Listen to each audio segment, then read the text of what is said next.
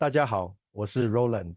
在很多国家，海岸线基本只有一种用途，那就是给有钱人住，别墅、游艇、私宅，普通人基本没什么机会。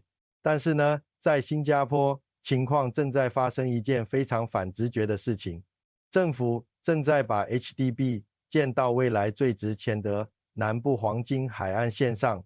说实话，第一次听到这个规划的时候，很多人都会愣一下。你可能会想，海岸线还能建 HDB， 这不是留给富人的吗？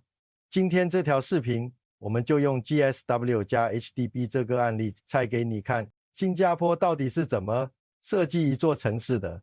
在聊 HDB 之前，我们先得说清楚一件事， GSW 到底是哪里？GSW 的全名叫 Greater Southern Waterfront， 也就是新加坡的南部海岸线整体重建计划。这不是一个小项目，是政府将位于南部约30公里海岸线2000公顷土地转型为新的滨海城市空间，包括住宅、商业、休闲、文化和生态空间，以打造生活、工作、休闲一体化的滨海社区。它是由 URA 市区重建局在2013年提出的概念，在2019年国庆大会上正式作为国家战略及发展项目进一步推进的长期城市蓝图。它的位置在哪里？我用最直观的方式说，它在 CBD 的正南边，连接滨海湾，一路延伸到巴西班让，对面就是圣淘沙。换句话说，这是城市腹地里的海岸线，不是郊区，不是边缘。更关键的是，这块地不是填海造出来的新城，而是港口搬走以后腾出来的成熟城市用地。所有旧港口设施，包括 Tanjong Pagar、Keppel、Pulau Brani， 将转移到 2S Megaport 大士港，为 GSW 提供大量可开发土地。Tanjong Pagar、Keppel 及 Pulau Brani 预计在2027年前完全迁出。你可以想象一下这个画面，左边是 CBD， 右边是滨海湾，前面是海，背后是完整的城市基础设施。说到这里，你就会发现，这可能是新加坡未来20到30年最稀缺的一条居住带。好，地段我们说清楚了，那接下来一个问题就来了，按正常逻辑，这里应该出现什么房子？说实话，答案大家都知道，高端私宅、豪华公寓、外资买家、高净值人群，这套逻辑在全世界几乎都是通用的。比如说，纽约的海边是谁住？伦敦的河岸是谁住？东京的湾区是谁住？很少有人会想到公共住房。你没听错，2025年10月，首个 GSW 的 BTO 公共主屋 Berlayer Residences 上市发售，约870套单位，标志 GSW 驻区开发时自信启动。该区域前 Keppel Golf Club、Berlayer 生态社区，规划约9000套住宅，含 HDB 和私宅，将成为最早落成的住区核心片区。所以你要明白，如果 GSW 完全交给市场，那它大概率会变成一条很漂亮，但普通人只能路过，不能参与的海岸线。可别以为新加坡政府没算过这笔账，恰恰相反，他们算得非常清楚，也正因为算清楚了，才做了一个反市场的决定。那么问题来了， HDB 为什么能进 GSW？ 这里其实就是真正的重点。很多人理解的新加坡模式停留在一句话，政府厉害，管得多。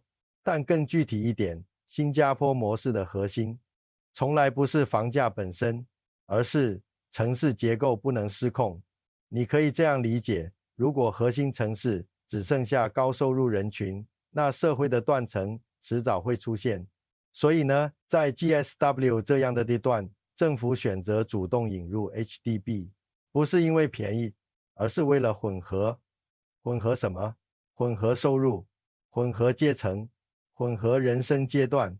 你会看到这里用的是 PLH 模式，10年 MOP， 转售补贴回收。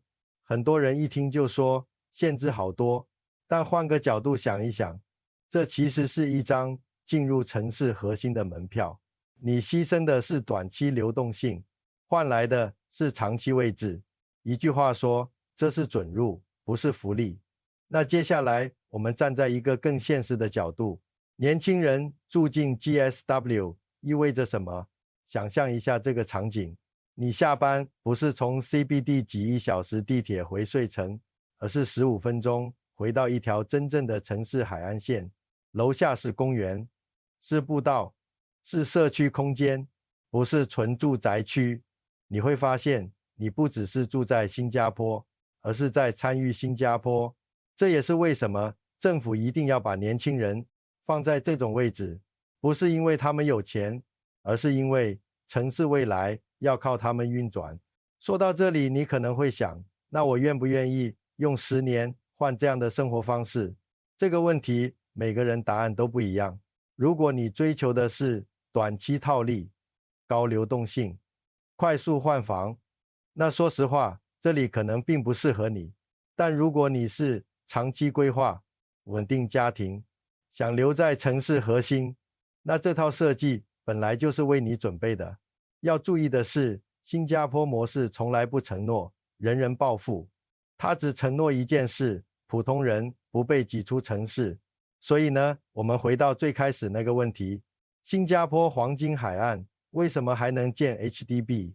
答案其实已经很清楚了，不是因为地多，不是因为便宜，而是因为这座城市从一开始就不打算只为富人设计，这就是新加坡模式。